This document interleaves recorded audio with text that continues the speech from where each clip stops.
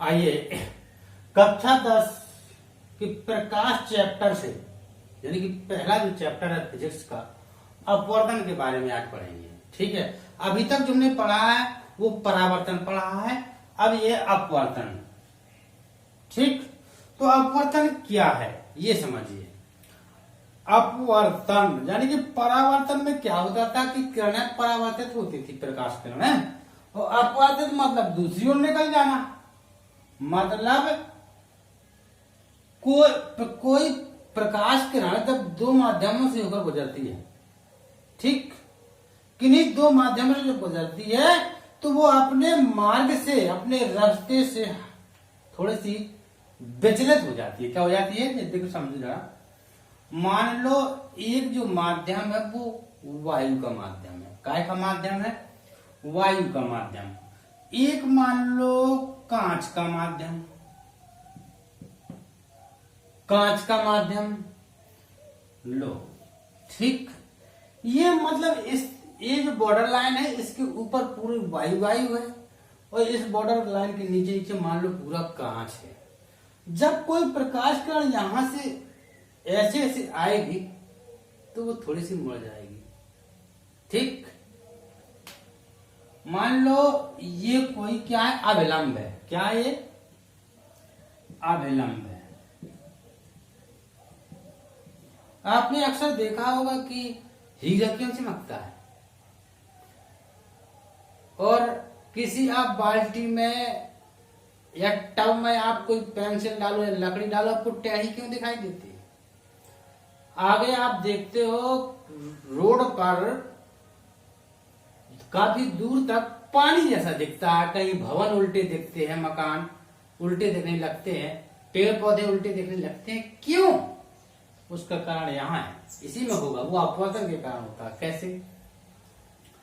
अब मान लो मैंने दो माध्यम बनाए, एक वायु का माध्यम, एक कांच का माध्यम। अगर कोई प्रकाश किरण मान लो ऐसे आई, ठीक, तो वो इस तरफ निकल जाएगी। क्या होगा? ये पारदर्शी है, ठीक है, ये इस तरफ निकल जाएगी। ये किरण ऐसे नहीं निकलेगी, निकलना तो चाहिए ऐसे, लेकिन प्रकाश किरण ये सीधी नहीं निकलेगी, थोड़ी सी क्या हो जाएगी, मुड़ जाएगी। और मुड़ती कहां? अब ये इस तरफ मुड़ेगी कि इस तरफ मुड़ेगी? अब आप ये समझ लो, ये प्रकाश किरण जो है, आप बताओगे खुद। देखो यहां से माध्यम दो कह सकते हैं, एक सघन माध्यम, एक विरल माध्यम। सघन माध्यम होता है जिसके कण बिल्कुल पास पास होते हैं। जैसे मान लो कांच है, इसके जो कण हैं जिनसे जो बना हुआ है कांच, उसके कण बहुत पास पास होते हैं। अब जैसे हम इसे ले लें वायु, ठीक, वायु के कण थोड़ी क्या होते हैं, दूर, इसकी अपेक्षा इसमें पास पास होते हैं और ये दूर दूर होते हैं। तो ये बिरला हो गया, विरल हो गया, और ये सघन। अब आप ये नहीं कह सकते हो कि कांच है तो ये हमेशा सघन रहेगा, ये विरल भी हो सकता है। कैसे? कोई दो माध्यमों की तुलना करते हैं, जैसे मान लो लोहा ले ले, लोहे का कोई ऐसी चादर ले ले, ठीक है। अब इस पर प्रकाश तो ये जो इसके जो कण होंगे बहुत पास पास, मतलब मजबूती से बंधे होंगे, तो ये सघन हो जाएगा। अगर इन दोनों की चर्चा करें कांच और लोहे की, तो ये सघन हो जाएगा, ये विरल हो जाएगा। अभी यहाँ पे इन दोनों की बात हो रही, तो ये सघन है, ये विरल है। अगर पानी ले ले, पानी ले ले, तो पानी अगर कांच की तुलना करें तो ये सघन हो जाएगा, ये विरल, क्योंकि जिसके कण थोड़ी दूर दूर रहते हैं, जल्दी टूट जाते हैं, है ना। अगर हम इन दोनों की बात करें तो पानी सघन हो जाएगा, वायु विरल हो जाएगा। ऐसा समझिए सघन विरल है। जब कोई प्रकाश किरण, अब वायु कांच है, ये कैसा है, ये विरल माध्यम है ना, और ये सघन है। अब जब प्रकाश किरण विरल माध्यम से जब सघन माध्यम में आती है, जब कोई प्रकाश किरण विरल माध्यम से सघन माध्यम में आती है, तो इस अविलंब की तरफ झुक जाती है। क्या होता है? झुक जाता है, ये नियम है, ठीक। जब कोई प्रकाश किरण विरल माध्यम से सघन, अच्छा आप ये बताइए, आप ऐसे ही दौड़ो रास्ते में, तो आपको आसानी होगी कि नहीं होगी। अगर मान लो पूरे में रेत बिछा दी जाए तो आपको कठिनाई होगी नहीं होगी, आप क्या होगे, भाग नहीं पाओगे। यानी कि आप ये समझ लीजिए जो बालू जो बिछी हुई है उससे आपको कुछ संबंध है, तभी तो वहां कठिनाई हो रही है, मतलब उससे प्रेम समझ लो, ठीक है। तो ये इसी प्रकार ये है कि यहाँ विरल था, ये सघन है, कांच में दिक्कत हुई उसे आने में, तो इससे प्रेम हो गया, तो अवलंब की तरफ क्या हो गए, झुक गए। ऐसा में जब कोई प्रकाश किरण विरल से जब सघन माध्यम में जाती हो तो क्या होता है, अवलंब की ओर झुक जाती है। अगर यहां मान लो कोई सघन है, मान लो ये यहाँ वायु कर दो, ठीक, यहाँ कुछ मान लो चलो जल कर देते हैं, ठीक है, तो ये क्या हो गया, ये सघन हो गया, है ना, और ये क्या हो गया, विरल हो गया, है ना। अब देखो सघन से विरल आ रही है तो ये प्रकाश किरण जो ऐसे ना जाके थोड़ी सी अवलंब से क्या हो जाएगी, दूर हट जाएगी, ठीक। ये नियम है सघन से विरल में जाने का, विरल से सघन में जाने का। अपवर्तन क्या है, अपवर्तन की परिभाषा, यानी कि जब कोई प्रकाश किरण एक माध्यम से किसी दूसरे माध्यम में जाती है, जब कोई प्रकाश किरण एक माध्यम से किसी दूसरे माध्यम में जाती है तो वो अपने मार्ग से, अपने रास्ते से विचलित हो जाती है, इस घटना को हम अपवर्तन कहते हैं। ऐसा में यानी कि प्रकाश का मुड़ जाना ही अपवर्तन है। ऐसा में जब कोई लिखते जाना, जब कोई प्रकाश किरण एक माध्यम से दूसरे माध्यम में जाती है तो अपने मार्ग से थोड़ी सी विचलित हो जाती है, इसे हम प्रकाश का अपवर्तन कहते हैं। क्या कहते हैं, अपवर्तन, ठीक है। अपवर्तन के दो नियम हैं, कितने नियम हैं, दो। अपवर्तन के नियम, पहला नियम ऐसे बने थे, ये प्रकाश किरण है, ठीक है, और ये थोड़ी सी मान लो मुड़ गई है, ठीक, ये आपका अभिलंब है, ठीक। इस किरण को कहोगे आपतित किरण और इसे कहोगे अपवर्तित किरण, बिल्कुल पिछले जैसा है, ये अपवर्तित किरण है, ये अभिलंब है, ठीक। पहला नियम आया है कि आपतित किरण, अपवर्तित किरण और अभिलंब तीनों एक ही बिंदु पर मिलते हैं। ऐसा में मिल रहे ना इधर, आपतित किरण, अपवर्तित किरण और अभिलंब तीनों कहां मिल रहे हैं, एक ही बिंदु पर मिलते हैं या एक ही तल में होते हैं, ये आपका पहला नियम। दूसरा मैंने बताया था परावर्तन में आपतन कोण ना परावर्तन, इसी प्रकार इसमें भी है।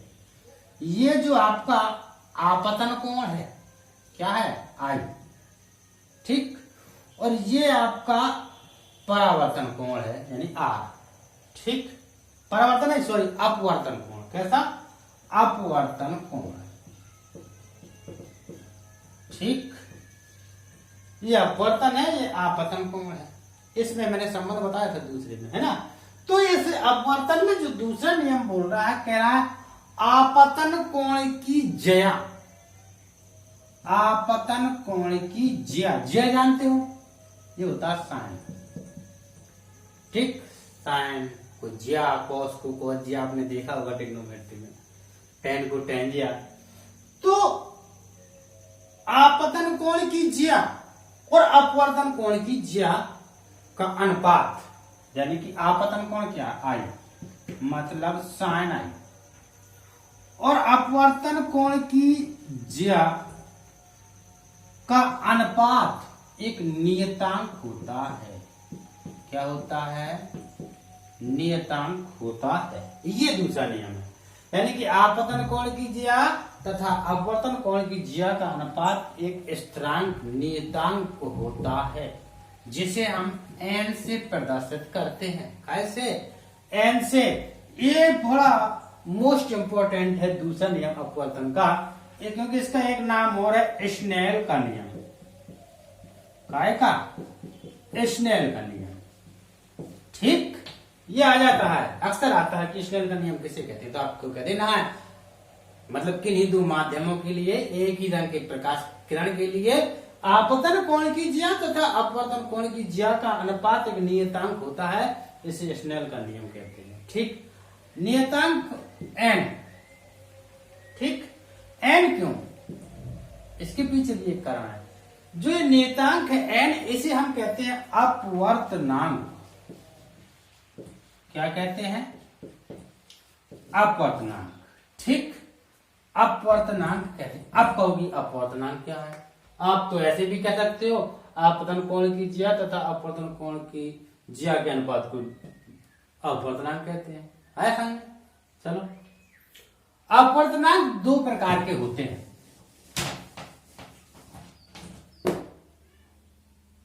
अपवर्तनांक दो प्रकार के होते हैं, एक होता है सापेक्ष अपवर्तनांक, एक होता है निरपेक्ष अपवर्तनांक।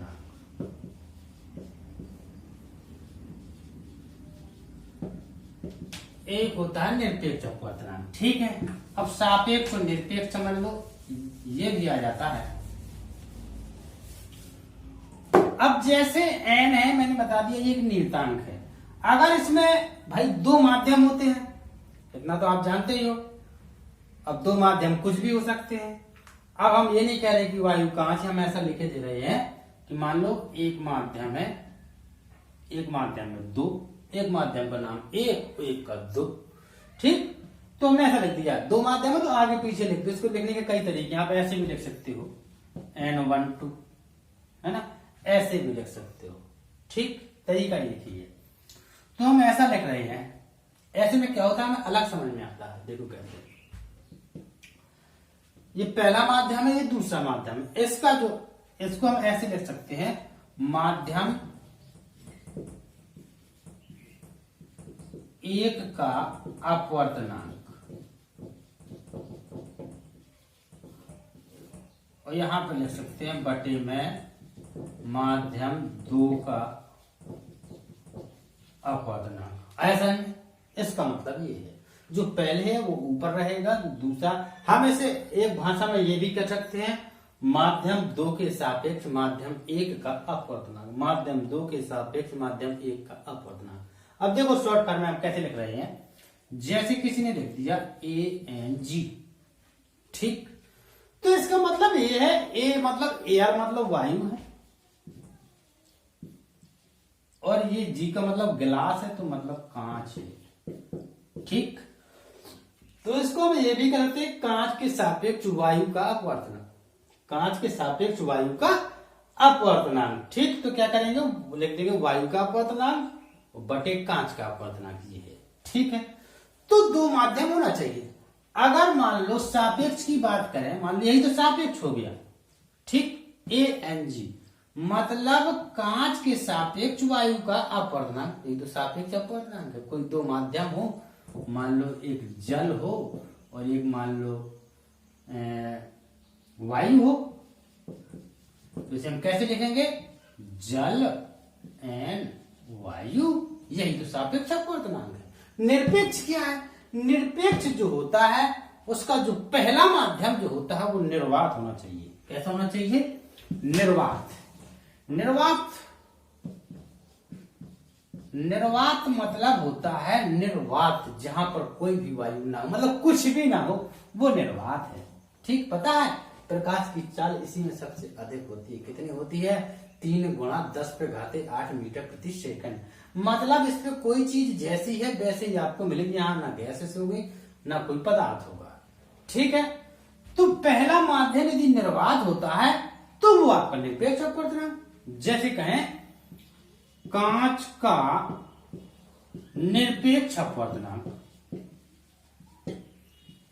समझ रहे हो, कांच का निरपेक्ष अपवर्तनांक, तो आप ऐसा लिखोगे NG, मतलब पहली बात को लिख लेंगे, ये आपका निरपेक्ष अपवर्तनांक है। ऐसा नहीं, अगर ऐसा लिखा है या NA लिखा है तो ये वायु का निरपेक्ष अपवर्तनांक है। ऐसा नहीं, कांच का है, जल का है, जिसका आपको लिखना वो निरपेक्ष, मतलब पहला माध्यम निरपेक्ष निर्वात होना चाहिए, तब वो निरपेक्ष अपवर्तनांक कहलाता है। ठीक है, चलो आगे और चलते हैं। समय को ध्यान में रखते हुए हमें अपना कोर्स भी पूरा करना है। चलो तो आ जाइए मोस्ट इंपॉर्टेंट, लेंस। क्या? लेंस। लेंस वैसे तो आपके कई प्रकार के होते हैं, पहले आप लेंस समझ लो, लेंस क्या होता है और उसके ऊपर प्रकार समझ लो, और हमें कितने प्रकार के पढ़ने हैं वो देख लो। ठीक है, तो लेंस एक पारदर्शी माध्यम होता है। कैसा होता है?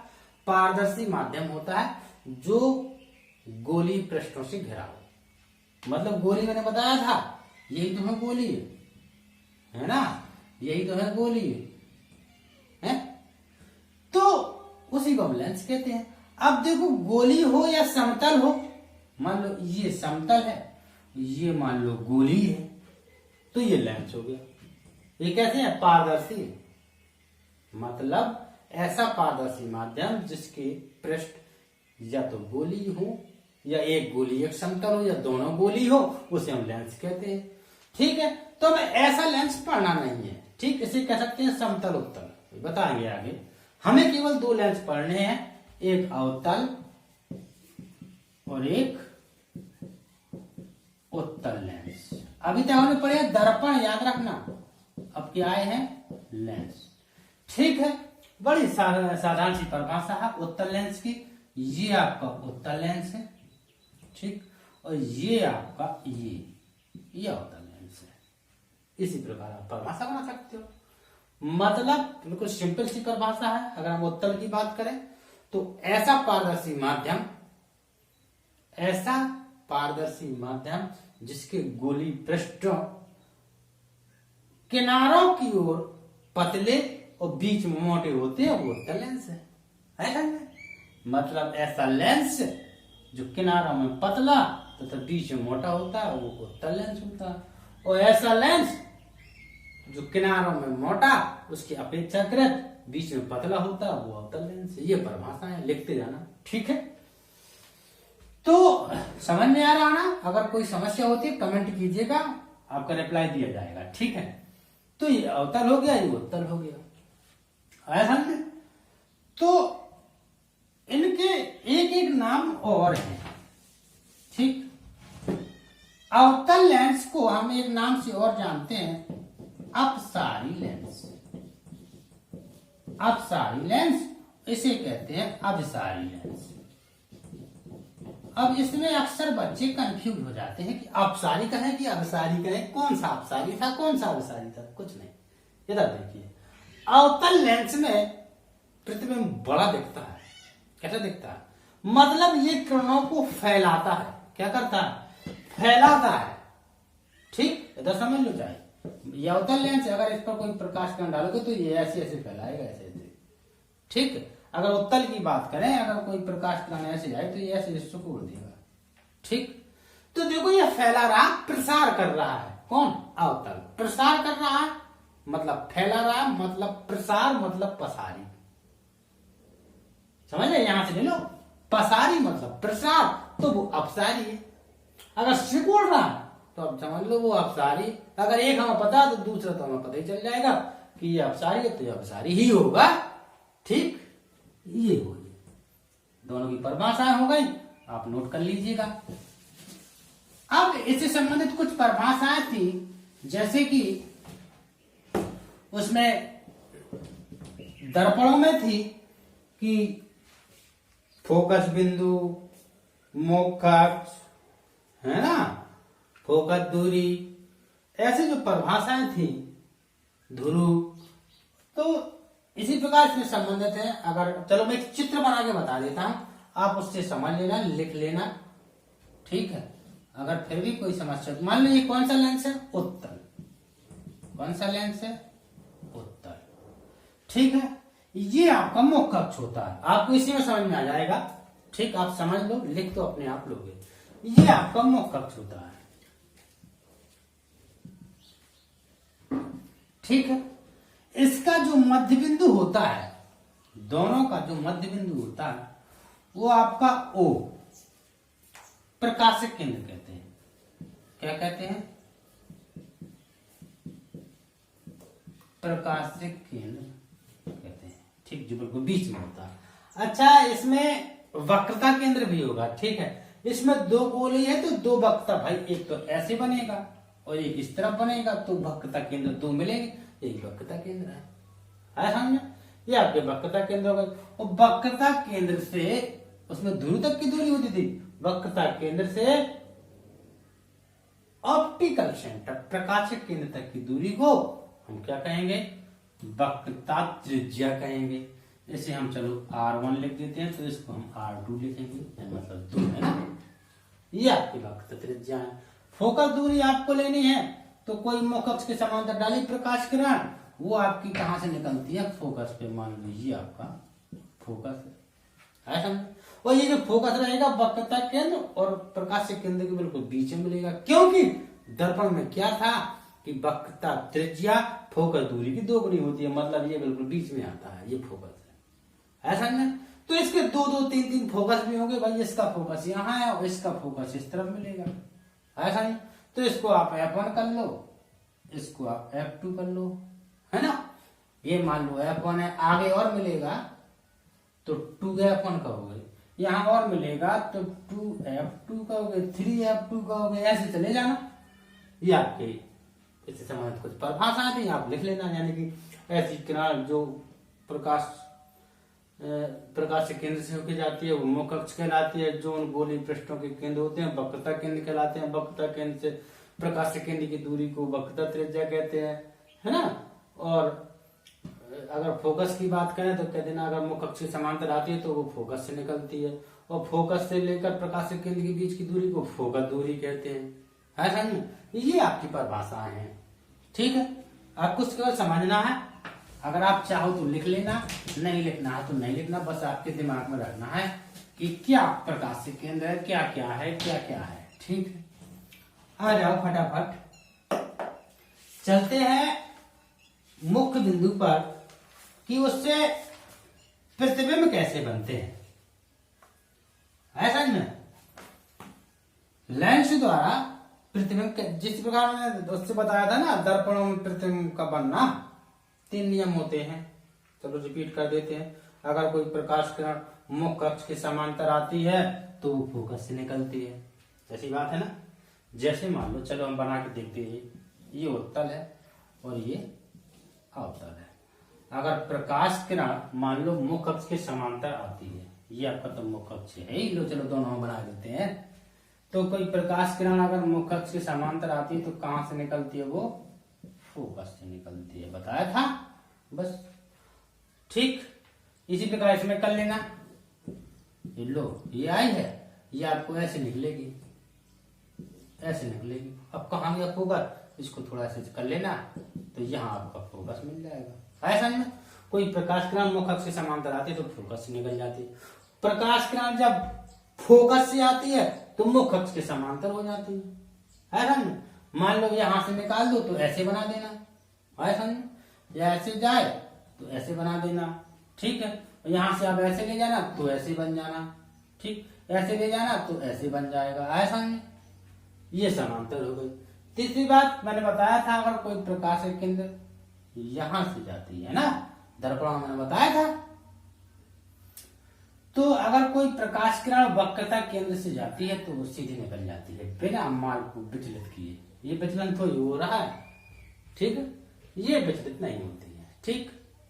ये अगर इससे सीधी चली जाती है, जैसे मैंने उसे वक्रता केंद्र से बताया था ना, अगर कोई प्रकाश किरण सी से निकलती थी दर्पणों में तो वहीं से फिर वापस हो जाती थी। ये आप प्रकाश केंद्र से जाएगी तो सीधी निकल जाएगी, ये मुड़ती नहीं है।